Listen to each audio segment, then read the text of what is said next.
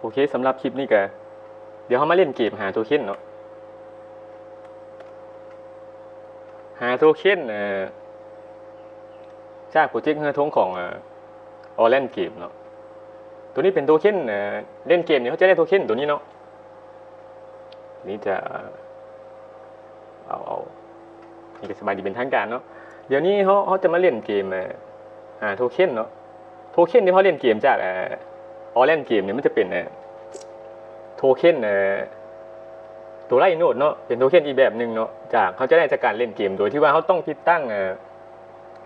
ส่วนต่อประสานก่อนเนาะส่วนต่อประสานคล้ายๆกับกระเป๋าเมตาแม็กหรือว่าส่วนต่อประสานของโคมี่เนาะจาก PC เท่านั้นเนาะสำหรับโทเค็นแบบนี้เนาะแต่นี่เฮ็ดคลิปไว้ประมาณอยู่ EP ที่ประมาณที่78 79ประมาณนี้เนาะวิธีติดตั้งไล่โนดกับไมโครโนดของมือถือเนาะสำหรับEP นี้เขาจะมาเฮ็ดตัวไล่โนดจากส่วนต่อประสานเนาะแล้วก็เดี๋ยวนี้จะเข้าเล่นเกมเนาะ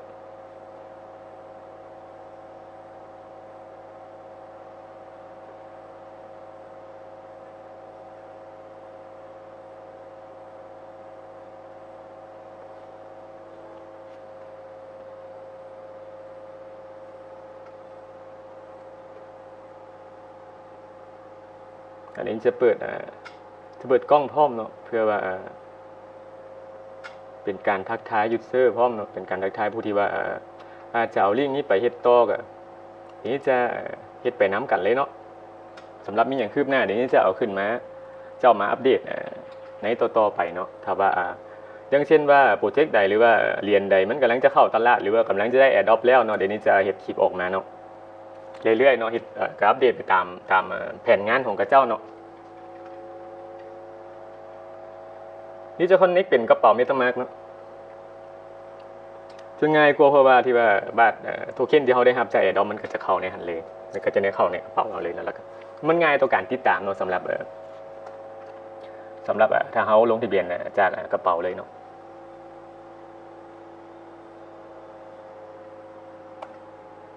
เดี๋ยวขออนุญาตใส่คีย์แป๊บนึงเนาะ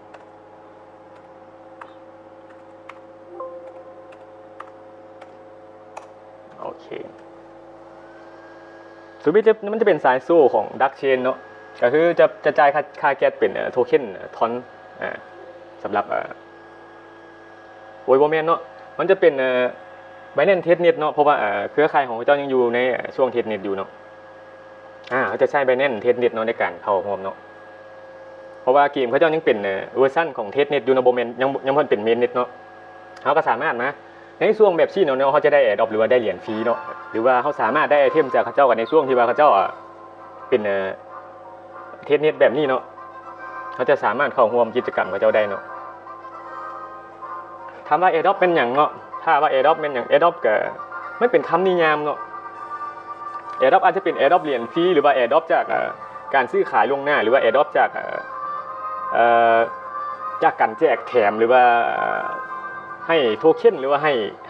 ห้สิ่งดีกับผู้ที่ว่าเข้ามาใช้งานในตอนแรกของระบบเนาะแล้วก็ผู้ที่เฮ็ดดีกับระบบว่าซั่นซะในคำนิยามของ AirDrop เว้ากำรวมเนาะก็บ่เชิงว่าจะเป็นฟรีเบิดเนาะอาจจะเป็น AirDrop ฟรีหรือว่า AirDrop อาจจะผู้ที่เข้ามาใช้ก่อนหมู่อาจจะได้ส่วนแถมหรือว่าได้หลายกว่าผู้เก่าผู้ที่ใช้น้ำหลังประมาณนั้นเนาะแต่ว่าคำ AirDrop เป็นคำนิยามเนาะเดี๋ยวนี้จะใช้เป็นฮีโร่สุดตัวเก่าเนาะเพราะว่าใช้ฮีโร่ใหม่นี่มันจะฮีโร่ที่ว่าเขาผสมออกนี่มันมักข้างเนาะเพราะว่าเนื่องจากเขาจะเป็นเมนเน็ตอยู่เป็นเทสเน็ตอยู่เนาะถ้านี่จะใช้เป็นฮีโร่พวกนี้เนาะคือตัวละครพวกนี้เนี่ยเขาจะสามารถใส่ไอเทมให้มันได้เนาะหรือว่าแต่งสุดให้มันได้เนาะสำหรับโทเค็นสำหรับฮีโร่พวกนี้เนาะแต่ตัวเป็นหัวล้นๆนี่มันจะใส่บ่ได้เนาะเวลาเขาเข้าใส่ใหม่มันจะเป็นตัวนี้เนาะมันจะเป็นตัวหัวล้นนี่เนาะต่างแต่ว่าหัวล้นตัวหัวล้นนี่มันบ่ข้างเนาะเวลาเราเล่นเนาะเดี๋ยวนี้จะใช้เป็นตัวนี้แทนเนาะเพื่อว่าเขามาหาโทเค็นเนาะจะเป็นโทเค็นตัวนี้เนาะโทเค็นจากไลโนตัวนี้หาก็ได้101เนาะ101คะแนนหรือ101โทเค็นเนาะเนื่องจากตัวนี้บ่ค่อยได้เล่นนะเล่นอยู่เล่นคู่มือนี่แหละแต่ว่าเล่นบ่ได้เล่นนักเนาะเนื่องจากนี่ก็มีภารกิจหรือว่านี่ก็มีเวียกประจำเฮ็ดเนาะนี่ก็จะเข้าเล่นช่วงเลิกเวียกมาบางๆเนาะนี่จะเข้าเล่นอาจจะ 2-3 เกมเนาะ สำหรับผู้ที่ว่าจะเข้าเล่นเรื่อยๆก็ได้เนาะแห่งเล่นหลายเขาเพียงสามารถมีส่วนเก็บโทเค็นได้หลายเนาะเดี๋ยวนี้จะปักลิงก์ไว้ท้ายคลิปเนาะลิงก์สำหรับผู้ที่ว่าอยากจะเข้าร่วมนำเนาะจะเป็นคนทั้งเขาเองหรือว่าคนไทยเองก็ดีเนาะกลับมาเข้าห้องน้ำกันแล้วเดี๋ยวนี้จะเฮ็ดคลิปลงไปเรื่อยๆเนาะถ้าว่าโปรเจกต์มันฮอดใส่แล้วเนาะเดี๋ยวเขาเอาไปเล่นเกมเลยเนาะมีอย่างผิดพลาดเนาะเดี๋ยวแป๊บนึง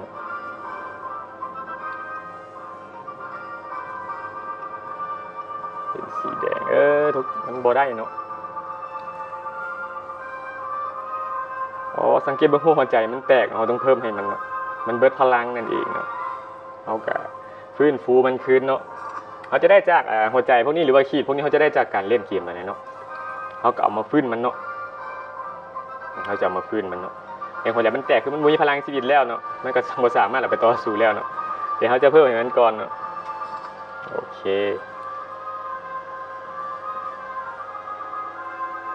มันเป็นเทสนิดเนาะมันเลยยังบ่เสถียรเนาะมันก็มีวิธีการสร้างฮีโร่เนาะสร้างฮีโร่แล้วก็สร้างอาวุธให้ตัวฮีโร่เนาะจะเป็นฮีโร่ส่วนนั้นมันจะเป็นตัวซับประหลาดแล้วก็ตัวคนที่ว่าเขาสามารถใช้สุดแต่งมันได้บ่ว่าจะเป็นผู้หญิงหรือผู้ชายเนาะฮีโร่พวกนั้นแต่ว่าฮีโร่ตัวใหม่นี่มันบ่ได้นะมีแต่เขาใช้สกิลมันก็บ่ได้นะมีแต่เดิมๆเอาเดิมๆก็ไปตามเดิมๆนี่แหละเนาะแต่ว่ารีวิวเขาก็ค่อนข้างสูงอยู่เนาะก็น่าจะพอสู้ได้นั่นแหละถึงจะเป็นตัวเก่าก็ยากเนาะเพราะเนื่องจากว่ามันมาข้างนี่ก็เลยว่าอยากเสียเวลาก็เลยเอาตัวเก่านี่แหละไปเล่นสิดีกว่าเนาะสำหรับฮีโร่ของเขาเนาะแล้วในส่วนของตัวไมโครโน้ตมือถือเนี่ยเดี๋ยวถ้าคลิปนี้นี่จะขึ้นบางเทื่อผู้ใช้ไม่อาจจะยังบ่ฮู้เวลาเขารันโน้ตเนาะหรือว่าเขาแตะคะแนนโน้ตเนาะคะแนนเขาแตะกายมันก็จะบ่ได้ในเวลาแตะบ่ฮอดมันก็จะบ่ได้นะเขาต้องแตะเป๊ะๆเนาะหรือบ่แม่นเป๊ะๆเนาะก็ประมาณอยู่สมมุติว่าคะแนนมันอยู่ 4,000 เนาะก็ต้องประมาณ 4,000 หรือว่า 4,000 กว่าหน่อยนึงมันจะได้คะแนนเนาะเดี๋ยวนี้จะเฮ็ดตัวอย่างให้เบิ่งท้ายคลิปเนาะโอเคเดี๋ยวเฮามาเล่นเกมเนาะฮีโร่พวกนี้เขาสามารถคือของไฟล์ตัวสูตรนี่เนาะคือเขาสร้างเอาเนาะสร้างจากหางมันเนาะจากบอลที่ว่ากำเนิดฮีโร่เนาะเขาสามารถใช้ไอเทมสร้างได้เพราะว่าจะเป็นชุดดาบธนูหรือว่าตัวพินเองก็มากผู้ใดมากสายเวทก็ใช้เป็นพินหรือว่ากระทาพวกนี้เนาะมันก็มีตัวต่อสู้เป็นกรงเล็บมันก็จะทำลายคู่ต่อสู้แบบว่าสร้างการเจาะเลือดมันอย่างประมาณนี้เนาะมันก็มีนึงมันก็มีวิธีวางแผนแล้วก็วิธีจัดตัวฮีโร่เนาะให้มันว่าเขาจะเอาฮีโร่ใดโจมตีน้ำแรงหรือว่าตีก้อนหรือว่ามันเขาจะให้ฮีโร่ตัวใดถือการโจมตีก้อนนั้นมันก็มีตัวอ่อนตัวแข็งประมาณนั้นนะสำหรับสายเกมก็อาจจะหู้ดีเนาะสำหรับเกมแบบซีเนาะสังเกตเบิ้งคะแนนโทเค็นตัวนี้เนาะยัง101เนาะเดี๋ยวเขาจะเบิ้งน้ำกันว่าเกมนึงมันจะได้โทเค็นเท่าใดเนาะเดี๋ยวเขาเบิ้งน้ำกันเลยเนาะนี่เกมทำยิดเนาะมันใจให้เอาเกมแล้วจากโทเค็นเนาะ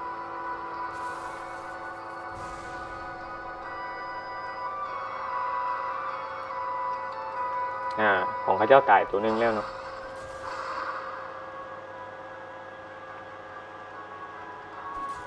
เขาเป็นฮีโร่ธรรมดาเนาะบ่ได้ใส่สุดไอเทมเนาะนี่แต่เลเวลมันสูงจนๆเนาะยี่ใส่เหรียญกระโดดเติมอยู่ที่ประมาณเลเวล7นี่แหละมั้งแล้วก็เลเวลตาสัญลักษณ์มันก็ขึ้นสูงแล้วคือจังฮีโร่หมอนี่ตัวคู่ต่อสู้หมอนี่มันจะเป็นตัวป้องกันเนาะตัวนี้มันจะตีคอยต่างแต่มันสามารถถ่ายทอดพลังชีวิตให้มูได้แล้วมันก็ตีมันค่อนข้างจะตายซ่าเนาะมันจะลงซ่าเนาะถ้าว่าตัวมันเล่นตัวมันใส่พินหรือว่าตัวที่ว่ามันใส่เวทมนต์มันจะตีง่ายเนาะแป๊บเดียวมันก็ตายในเวลาเขาตีมัน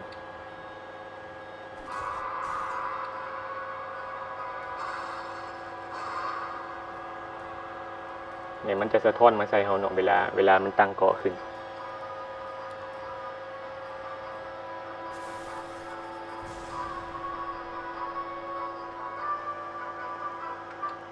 เหลือ2 ต่อ 3เนาะน่าจะชนะนั่นแหละน่าว่า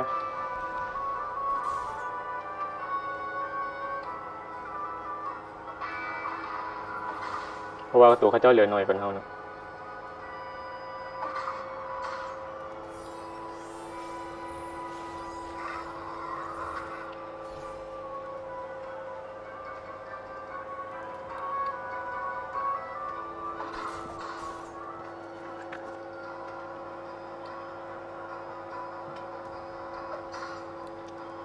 เขาน่าจะบ่เสียจักตัวเนาะน้ำถ้ามาจังหวะนี้น่าจะบ่เสียจักตัวโดยที่ว่าเขาเจ้าเสียไป3ตัวแล้วเนาะ2ตัวแล้วตั้งก็สะท้อนเวลาเขาตีมันจะสะท้อนมาใส่ตัวเองตัวเขาเองค่าย่างเนาะตัวยังซี่มันจะแข็งเนาะแล้วขี่มันตีง่ายโอเคชนะเนาะสำหรับเกมลำอินเนาะฮีโร่ตัวธรรมดาเนาะผู้ใช้เขามาใช้ใหม่มันจะเป็นฮีโร่ตัวล้นนี่แหละเนาะเขาก็เอาไปเล่นเนาะนึงมาเขาก็เอาไปเก็บโทเค็นนั่นแหละเนาะก่อนเนาะแล้วก็เวลาเขาชนะมันก็จะได้ไอเทมเนาะเพื่อที่ว่าเขาเข้ามาใช้ก่อนหรือเข้ามาเล่นก่อนนี่ก็จะมีซิทอัปเดตตัวละครหรือว่าอัปเดตไอเทมเนาะเพื่อจะไปต่อสู้กับคนที่ว่าเขาเจ้าใช้เหรียญอัปเดตเนาะหรือว่าเขาเจ้าถือของการสัญลักษณ์ที่ว่าเป็นเจเนซิสเนาะจะเป็นตัวนึงอีกเนาะเข้ามานั่นก็คือการระดมทุนกับเจ้าเนาะมันจะมีตราสัญลักษณ์ตัวนึงเนาะให้ยูเซอร์ถือเวลาก่อนตัวนี้ซื้อบ่ทันเนาะเขาเจ้าเปิดขายแป๊บเดียวเนาะมันก็หมดเนาะผู้ที่ถือของตราสัญลักษณ์ตัวนั้นจะมีสิทธิ์จะมีสิทธิ์เข้าร่วมกิจกรรมที่ว่ามันสำคัญในระบบเขาเจ้าได้เนาะตัวนี้เองก็บ่ทันเนาะก่อนที่ซื้อตัวนั้นก็อยู่ประมาณอยู่$10ประมาณนั้นเนาะหรือว่า10 USDT เนาะแล้วเขาเจ้าขายเบิดแล้วเนาะเขาเบิ่งว่ามันได้เท่าไหร่เนาะได้1เนาะได้1โทเค็นเนาะตอนนั้นมันอยู่101เนาะมีได้อยู่1โทเค็น1หรือว่า1เหรียญเนาะเดี๋ยวเข้าไปเบิ่งอีกเนาะจะเกมการต่อสู้จะเป็นแบบออนไลน์เนาะเวลาเขาคลิกเข้าเล่นแล้วมันก็จะลันไปหาผู้ต่อสู้เนาะมันจะเป็นในโหมดออนไลน์ต่างแต่มันอยู่กับระบบของบล็อกเชนเลยเนาะสำหรับเกมพวกนี้เนาะมันจะเป็นเกมที่แบบสามารถซื้อขายตัวละครหรือว่าเอาไปแลกเปลี่ยนหรือเป็นเงินที่เขามาใช้จ่ายปัจจุบันนี่แหละเนาะเป็นเงินเป็นใบนี่แหละเนาะเขาก็สามารถเอาเหรียญเวลาเขาได้มาเขาก็เอาเหรียญนั้นไปขายเนาะไปขายแล้วเขาก็เอาเปลี่ยนเป็นเงินสดมาใช้จ่ายในชีวิตประจำวันเขาก็ได้เนาะสำหรับดีว่าเล่นเก่งหรือหาหมู่เก่งตัวนี้สำคัญในการหาหมู่ก็เช่นเดียวกันเนาะถ้าหาหมู่เข้าร่วมได้เขาก็จะมีสิทธิ์ได้เหรียญจากพระเจ้าหลายเนาะรายได้เขาก็จะเพิ่มขึ้นเนาะกับการแชร์คือกันเนาะการแชร์หรือว่าการเอาลิงก์ไปแนะนำเนาะเขาจะลืมไปสกิปพระเจ้าพร้อมเนาะสมมุติว่าพระเจ้ามีแพลตฟอร์มTwitter หรือว่า Facebook ก็ดีนะเวลาเขาโพสต์ให้พระเจ้าเนาะเขาจะลืมไปแท็กชื่อพระเจ้าพร้อมเพื่อว่าใครให้พระเจ้าเห็นว่าเฮ้ยเขานี่เฮ็ดอยู่เบื้องหลังพระเจ้าอยู่เด้อถ้าพระเจ้าเห็นแบบนั้นเขาก็จะมีสิทธิ์ได้โทเค็นนี่ค่อนข้างจะสูงเนาะเพราะว่าการเฮ็ดแอร์ดรอปมันมีการแข่งขันกันเนาะบางทีเขาอาจจะบ่ได้ก็มีเนาะนะเป็นวิธีนึงที่ว่านี่เฮ็ดอยู่เนาะบางโทเค็นเองถ้าเป็นฟรี 100% เลยก็มีเนาะก็คือเขาสามารถมาได้เลยบ่ต้องเซิร์ชมูหรือว่าบ่ต้องหยังก็ได้เพียงแต่ว่าเข้าเล่นเข้าใช้งานระบบพระเจ้าก่อนมีแบบนั้นพร้อมเนาะนึงมาเป็นแอร์ดรอปที่ว่าพระเจ้ากระจายอำนาจเหรียญเนาะบ่แม่นว่าให้ฟรีเลยเนี่ยมันก็ประมาณที่ว่าเขาเจ้าต้องการกระจายอำนาจเหรียญให้มันกว้างขึ้นเพื่อที่ว่ามันบ่ให้เหรียญนั่นไปกระจุกอยู่กับกลุ่มคนใดกลุ่มคนนึงหรือว่าบุคคลใดบุคคลนึงมันหลายเกินไปเนาะบ่ซั่นละเหรียญพวกนั้นหรือว่าบล็อกเชนพวกนั้นมันจะถูกควบคุมได้ง่ายนะนึงมาถ้าว่าเหรียญพวกเกิดใหม่แน่นอนแหละมันเป็น proof of stake เบิดแหละมันเป็นเหรียญที่เอาไป stake เบิดแหละการที่ว่าจะเอามาคอมพิวเตอร์คุดคือจังสมัย Bitcoin หรือว่า Ethereum มาใหม่ก็มันน่าจะบ่ทันเนาะถ้าว่าใส่คอมพิวเตอร์คุดไปนั่นกว่ามันจะขยายโนดไปไกลเนาะมันก็ถูกทำลายก่อนนึงมาเขาเจ้าสามารถซื้อแฮงคุดจากอย่างเช่นว่าจาก Bitmain สิเนาะก็สามารถมาทำลายระบบของเจ้าได้เลยเนาะนึงมาถ้าว่าการกระจายอำนาจว่าพื้นว่าตัวที่ว่าเป็น proof of work ก็เป็นที่ว่าเอาคอมพิวเตอร์คุดเนาะก็สามารถทำลายของเจ้าได้ง่ายถ้าว่าเป็น proof of stake เองก็คือเอาเหรียญไปสเต็กไว้เนาะก็คือเป็นการยืนยันว่าธุรกรรมนี้เนี่ยมันเป็นของแท้เนาะมันมีการเฮ็ดธุรกรรมแท้ตัวนี้มันจะถ้าว่าเขากระจายเหรียญออกไปไกลๆดีๆดีนะมันก็จะทำลายได้ยากเนาะสำหรับ proof of stake ส่วนหลายบล็อกเชนที่ว่าเกิดใหม่มันก็จะเป็น proof of stake เนาะอันนี้อธิบายคร่าวๆเกี่ยวกับการกระจายโนดหรือว่าการกระจายอำนาจเหรียญ นั่นก็เป็นเหตุผลนึงเนาะที่ว่าพระเจ้าให้เหรียญฟรีเนาะหรือว่า airdrop ตัวนั้นก็เป็นเหตุผลนึงที่พระเจ้ากระจายเหรียญเนาะหรือว่ากระจายอำนาจเหรียญนั่นเองเนาะ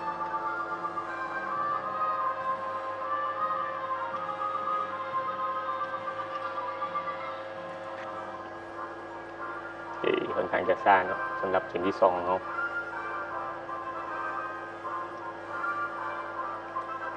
หัวมันจะข้างหรือบ่เนาะเดี๋ยวเอามารีใหม่เบิ่ง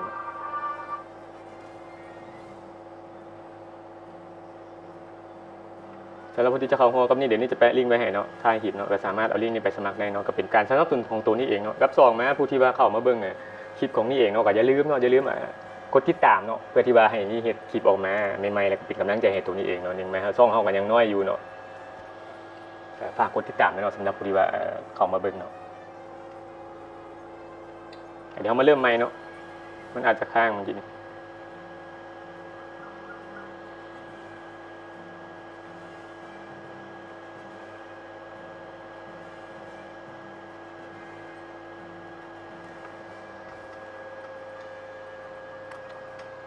ขออนุญาตแป๊บนึงนะ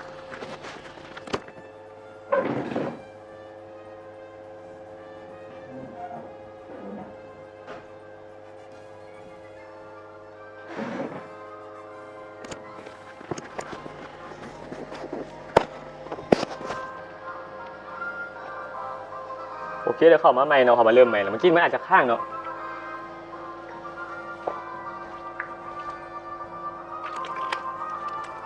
เนื่องจากเขาจะเป็นรุ่นเบต้าอยู่เนาะแล้วรุ่นเทสเน็ตอยู่เนาะมันโมเมนต์ยังไม่ได้เป็นเมนเน็ตมันอาจจะมีการค้างเลยสำหรับผู้ที่ว่าเขาพอมันจะลืมมากดตัวนี้เนาะใส่หมายบวกตัวนี้เนาะเพื่อที่ว่าเอาเศษเงินเนาะเงินเศษเนาะเงินที่ว่าใส่ไปซื้อของในเกมนั่นแหละเนาะอาจจะเป็นเงินตัวนี้เนาะแล้ววันนี้ถามว่าคำถามก็ถามว่าโทเค็นที่เราได้นี่มันจะไปซื้อขายอยู่ไสเนาะอันนั้นน่ะก็คือโทเค็นตัวที่เราได้เนาะตัวนี้เนาะอนาคตมันจะไปเปลี่ยนเป็นโทเค็น COA เนาะเป็นโทเค็นที่ว่าใช้ในการซื้อขาย NFT แล้วก็เป็นโทเค็นในระบบนิเวศเขาเจ้าพร้อมเนาะก็คือโทเค็นนั้นมันจะเข้าตลาดพร้อมเนาะนั่นเป็นโทเค็นในอนาคตเนาะที่เขาเจ้าจะสร้างขึ้นมาเนาะก็คือปัจจุบันนี่ก็คือเป็นโทเค็นที่ว่าใช้ทดสอบอินเทอร์เน็ตเนาะหรือว่าทดสอบเน็ตเวิร์กเขาเจ้าเนาะตัวนี้มันจะไปแลกเปลี่ยนเป็นโทเค็น COA ในอนาคตได้เนาะสำหรับคะแนนพวกนี้เนาะเพราะว่าจะเป็นคะแนนจากไมโครโนดของมือถือก็ดีเนาะมันก็จะไปเปลี่ยนอนาคตจะไปเปลี่ยนเป็นโทเค็นCOA ตัวนั้นเนาะก็คือปัจจุบันนี้เขาก็คือเขาเก็บโทเค็นให้มันได้หลายที่สุดเนาะเพื่อที่ว่าจะไปเปลี่ยนเป็นโทเค็นของเขาเจ้าเนาะแน่นอนเขาจะออกโทเค็นมาแหละโทเค็นCOA เนาะชื่อสัญลักษณ์ของมันเนี่ยเป็นโทเค็นที่ว่ามันจะเข้าตลาดเนาะนั่นเป็นอนาคตนี่ก็บ่ฮู้ว่ามันจะออกตอนใดเดือนใดเนาะอาจจะยาวนานเป็น3 เดือน6 เดือนหรือว่าบางโปรเจกต์เป็นปีก็มีเนาะนึงมา Adopt เฮาก็นึงมาแน่นอนมันใช้เวลากับมันเนาะเนื่องจากว่ากับเปรียบเสมือนเขาขายของเนี่ยแล้วเขาเปิดห้างขายของแล้วเฮ็ดของแล้วก็คือจะเอามาขายแนวใดจะมาขายตอนไหนหรือว่าห้างเขาจะแล้วมือใดก็ประมาณนั้นแบบเดียวกับโครงการเจ้านั่นแหละเนาะแน่นอนตัวนี้เองเอา Adopt มาตัวนี้ก็จะคัดเนาะคัดเป็น Adopt ที่ว่ามีความเป็นไปได้สูงหรือว่าได้เป็นไปได้สูงนั่นแหละที่ว่าจะได้รับเนาะเนื่องจากเนี่ยจากประสบการณ์ของนี่เองเนาะนี่เองก็เริ่มเฮ็ดเรียนหรือว่าเฮ็ด Adopt นี่หรือว่าเข้ามาสู่โลกคริปโตเคอเรนซีนี่ตัวนี้เองก็ตั้งแต่ปี2021เนาะจ้างแต่ว่าด้วยต้นทุนน้อยแล้วก็ต้นทุนเงินน้อยแล้วก็ต้นทุนทางสังคมนี่น้อยเนาะมันก็เลยว่าบ่ทันได้ตุ้ยกับเขาเจ้าเนาะถ้ายุคนั้นจะเป็นยุค Adopt ที่ว่าได้ง่ายเนาะช่วง2021นี่เริ่มตั้งแต่2019ซ้ำเนาะแต่ว่าเข้าเพราะมันเป็นปี2021เนาะตอนนั้นน่ะการซื้อขายนี่มันยังบ่ได้ง่ายเท่าคู่มือนี้เนาะตอนนั้นยังเป็นค่ายไทยยังเป็น BX ซ้ำตอนนั้นเนาะเป็น BX เดี๋ยวนี้เขาเจ้าก็ยุบไปแล้วเนาะปัจจุบันนี้ก็เป็น Beat Cup เนาะสำหรับไทยเนาะทางลาวเขาก็นี่ก็เห็นเนาะเป็น Exchange นะที่ว่าซื้ออย่างนี้ก็ชื่อบ่ได้เนาะที่มาเห็นผ่านๆจาก YouTube เนาะทางเฮาก็มีคือกันเนาะ Exchange ทางลาวเฮาเนาะตัวนี้เองใช้เป็น Beat Cup เนาะในการถอนเงินสดออกมาเนาะแล้วก็ Exchange ของที่ว่านี่เอาเหรียญไปเปลี่ยนกันหลาย Exchange นะบ่ว่าจะเป็น Binance เอง OKX แล้วก็get.io แล้วก็เป็น Exchange ของมาใหม่เนาะเดี๋ยวนี้จะเอาเข้าไปเดี๋ยวนี้จะเฮ็ดคลิปต่างหากเนาะมันก็มี Adopt พร้อมเนาะ Exchange ตัวนั้นเนาะจะเป็น Adopt จากโปรเจกต์ใน Telegram แล้วเนาะเดี๋ยวนี้จะเฮ็ดคลิปลงต่างหากเนาะสำหรับ Exchange ตัวนั้นก็เป็นเหรียญที่ว่าเป็น Exchange ที่ว่าลิสต์เหรียญไม่จาก Telegram เข้าไปในหั่นเนาะเดี๋ยวนี้จะเฮ็ดคลิปลงอีกต่างหากเนาะสำหรับExchange ตัวนั้นเนาะแน่นอนหลาย Exchange แหละที่นี่ใช้อยู่เนาะเพราะว่านี่เฮ็ด Adopt เนาะมันก็บางเทื่อเหรียญตัวที่ว่าเฮาได้มามันอาจจะบ่มีใน Exchange ที่ว่าสมัครเฮาก็ต้องไปลงทะเบียนจาก Exchange ตัวใหม่เนาะเพื่อที่ว่าเฮาจะเหรียญไปเปลี่ยนเนาะเปลี่ยนนึงมาเฮาเปลี่ยนเป็นUSDT เนาะแล้วก็ออกมาถอนเป็นเงินสดได้เนาะคือเหรียญที่ว่าเฮาได้จาก Adopt ทุกเหรียญเนาะถ้าว่าเฮาฮู้วิธีแบบเปลี่ยนเนี่ยมันเป็น USDT หรือว่า USDC เนาะโทเค็นตัวนี้นี่มันจะเปลี่ยนเป็นเงินสดได้สบายเนาะสภาพคล่องมันจะสูงเขาสามารถเปลี่ยนไปใส่ก็ได้เนาะจาก Exchange อย่างเช่นเนี่ยตัวนี้เองจะใช้เป็นบิตคัพเนาะเพราะว่านี่ใช้บัญชีไทยอยู่เนาะแบ็คกราวด์นี่เป็นคนลาวต่างแต่ว่ามันเฮ็ดเวียกอยู่ไทยเนาะนี่ก็เลยใช้ Exchange ของเพิ่นเนาะ Exchange ของไทยเองนั่นเป็นวิธีที่ว่านี่เอาเงินสดออกมาเนาะเดี๋ยวนี้จะถ้าวันนี้จะเปลี่ยนเหรียญจาก Airdrop เดี๋ยวนี้เทรดคลิปลงต่างหากเนาะวิธีเฮ็ดเปลี่ยนเหรียญเนาะแล้วก็วิธีเอาเหรียญไปเปลี่ยนเป็นเงินสดเนาะที่นี่เฮ็ดเป็นขั้นตอนเนาะเดี๋ยวนี้จะเฮ็ดคลิปลงต่างหากเนาะเพื่อที่ว่าให้เป็นกำลังใจและก็ให้ผู้ที่ว่าอยากเข้ามาใช้อยากเข้ามาเล่นในโลกคริปโตเบิ่งมันก็เป็นวิธีนึงที่หาเงินง่ายหาเงินได้เนาะถ้าว่าเอาเฮ็ดเป็นอาชีพหรือว่าเฮ็ดในเวลาว่างเนาะก็ได้เนาะเป็นวิธีนึงที่หาเงินได้เนาะในโลกคริปโตเคอเรนซีหรือว่าโลกเสมือนเองก็ตามเนาะ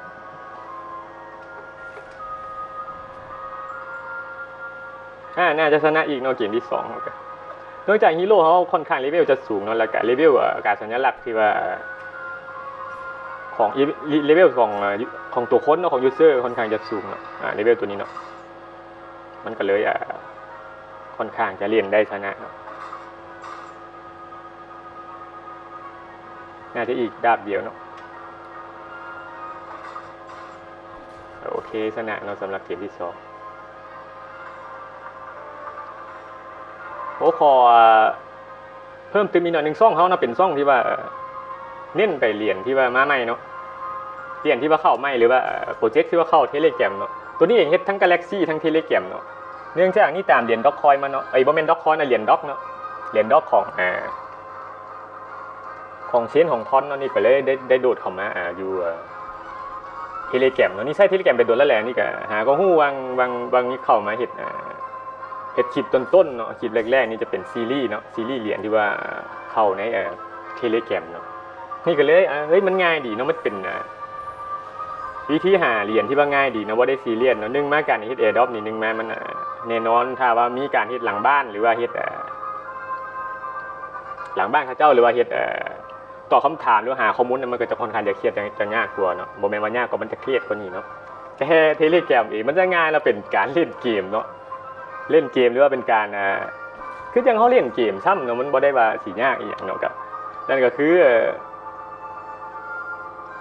การเล่นเกมซื่อๆเนาะมันบ่ได้ยากสำหรับโปรเจกต์เทเลแกรมมันง่ายนะแล้วก็สำคัญกับหลังบ้านเขาเจ้าเนาะมาถ้าเว้าฮู้ว่าหลังบ้านเขาจะเฮ็ดหยังเนาะหรือว่าเหรียญมันเป็นเชนของตัวใดแล้วก็ฮู้จักหลังบ้านเขาเจ้าเนาะมันบางเหรียญมันจะมีเว็บไซต์ครับตรวจสอบเนาะไปเบิ่งกระดาษสีขาวมันเนาะเขาก็จะฮู้ว่าเหรียญน่ะมันแม่นเหรียญเขาเจ้าสร้างขึ้นมาเพื่อหยังเนาะแล้วมันก็ลดความเสี่ยงของเขาในการที่ว่าเขาจะลงทุนก็ดีหรือว่าเขาจะเอาไปขายก็ดีเนาะเป็นเหรียญที่ว่าเท้าฮู้จักหลังบ้านมันเขาจะฮู้ว่าเหรียญนี้มันน่าจะมีเสถียรภาพสูงบ่เนี่ยเขาน่าจะฮู้เนาะเป็นวิธีนึงที่นี่เบิ่งเหรียญเนาะนึงมาเบิ่งหลังบ้านเขาเจ้าว่ามันอยู่โซ่ใดเนาะอยู่เชนของตัวใดแล้วก็เป็นเหรียญที่ว่าเฮ็ดเกี่ยวกับหยังเนาะข้อมูลต้องชัดแจ้งเนาะเท้าฮู้ในนั้นแล้วเขาจะลดความเสี่ยงในการแลกเปลี่ยนซื้อขายได้แล้วก็ในการเก็บระยะยาวเขาก็สามารถการันตีได้เนาะว่าเหรียญนั้นมันจะไปได้ไกลเนาะนั่นคือการไปเบิ่งหลังบ้านของมันเนาะบ่ต้องไปเบิ่งบ่ต้องไปเชื่อโฆษณานั่นหลายเนาะเฮาจึงมาสำคัญคือเฮาเบิ่งหลังบ้านมันเนาะให้เข้าใจสำหรับคลิปนี้ก็มีประมาณนี้เนาะเดี๋ยวเฮาเบิ่งโทเค็นเนาะหลังจาก2เกมเนาะเกม1ตัว1โทเค็นเนาะ1โทเค็นกลัวๆเนาะหรือว่า1คะแนนกลัวๆเนาะต่อ1เกมเนาะสำหรับผู้ใดที่ว่ามีเวลาว่างหลายก็เข้ามาเล่นได้เนาะแฮงเล่นดุแฮงได้เหรียญหลายเนาะครับ2มาอย่าลืมเซิร์ชหมู่เนาะเซิร์ชหมู่หรือเอาเหรียญเขาเจ้าไปโพสต์เนาะเพื่อที่ว่าให้เขาเจ้าฮู้จักเหรียญเนาะนั่นก็เป็นวิธีนึงแล้วที่เฮาเฮ็ด Airdrop แล้วเนาะบ่แม่นเฮาเฮ็ดฟรีเนาะนึงมาการ Airdrop เองถามว่ามันฟรีบ่มันฟรีเนาะเฮาก็บ่ได้เขาเจ้าฟรีเนาะนึงมาเฮาเฮ็ดแล้วเฮาเฮ็ดหลังบ้านพร้อมเฮาเป็นคนนั่นน่ะทดสอบระบบเขาเจ้าเฮาเป็นคนแชร์ให้เขาเจ้าค่าตอบแทนเนี่ยเขาเจ้าเป็นเหรียญเนาะนั่นก็คือเขาเจ้าจ้างเฮาเฮ็ดนั่นก็เฮาก็สมควรที่จะได้เหรียญเนาะบ่แม่นว่าฟรีเนาะเฮาเฮ็ดให้เขาเจ้าคือเฮาเอาไปโพสต์เนาะก็คือคนในกลุ่มเขาหรือว่าคนที่ว่าติดตามเขาเนาะเขาจะเห็นเนาะเขาจะเห็นเหรียญของผู้ที่จ่ายเขาเนาะนั่นก็คือเขาเฮ็ดงานแล้วก็ดีก็เขาจะไปจ้างโฆษณาจากช่องทางอื่นเนี่ยมันจะมีราคาสูงขึ้นนึงมากเขาจะได้กระจายเหรียญพร้อมแล้วเขาจะได้จ้างเขาพร้อมนั่นเนาะก็คือการเฮ็ด Airdrop ประมาณนั้นเนาะเขาบ่ต้องเข้าใจว่าเฮ้ยเขาเฮ็ดฟรีมันสิได้แท้บ่เนาะเขาบ่ได้เฮ็ดเขาจะฟรีเนาะก็คือมันมีต้นทุนอยู่เนาะนึงมาต้นทุนเวลาของเขา2มาต้นทุนที่ว่า เขาเอาไปโปรโมทให้กับเจ้านั่นแหละเนาะสำหรับคลิปนี้ก็มีประมาณนี้เนาะเดี๋ยวเขาไปแวะเบิ่งไมโครโน้ตพร้อมเนาะไมโครโน้ตจากมือถือเนาะเดี๋ยวนี้เขาออกจากเกมก่อนเนาะสำหรับตัวไล่โน้ตเนาะไล่โน้ตจะเน้นไปที่การเล่นเกมเนาะ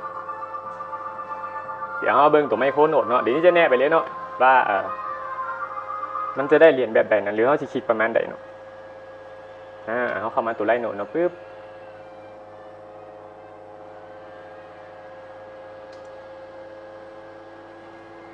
สังเกตเบิ่งอยู่เนาะตอนนี้มันอยู่ที่ 5,133 เนาะเวลาเขาแตะลันโน้ตเนาะเดี๋ยวเขาแตะหาคะแนนเนาะเขาบ่ให้มันกาย 5,000 กว่าเนาะอยู่ที่ประมาณ 5,000 กว่าเนาะหรือว่า 5,000 ต้นเนาะก็ได้เนาะถ้าว่าเดี๋ยวเขาเฮ็ดเขาแตะมันบ่ฮอดเนาะอย่างเช่นว่า 3,000 บ่ได้เนาะเดี๋ยวเขาแตะมันกายเนาะสมมุติว่าเขาแตะมันกายเนาะเป็น 6,000 ขึ้นไปปึ๊บบ่ได้เนาะมันต้องอยู่ประมาณ 5,000 ต้นๆหรือว่า 5,000 กว่าๆหน่อยๆนึงเนาะ